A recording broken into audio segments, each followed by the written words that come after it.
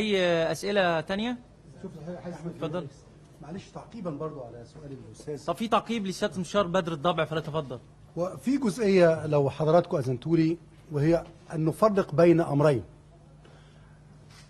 ان نعمل بالسياسه او العمل بالسياسه والعمل بالقانون. قد يكون هذا الامر من الناحيه السياسيه انا متفق او غير متفق معه، ولكن من الناحية القانونية قد يكون مصاب بعوار. هقرب لكم المسألة بمثال: القاضي لا يقضي بعلمه، إذا ما اختلط علم القاضي بأمر ما وقضى على أساسه حكم شابه العوار. قد يكون الأمر من الناحية السياسية غير مرض لي، ولكن من الناحية القانونية هناك عوار، فضميري يقتضي أن أدلي بدلوي في هذا الأمر من الناحية القانونية والقضائية وليس من الناحية السياسية. والفرق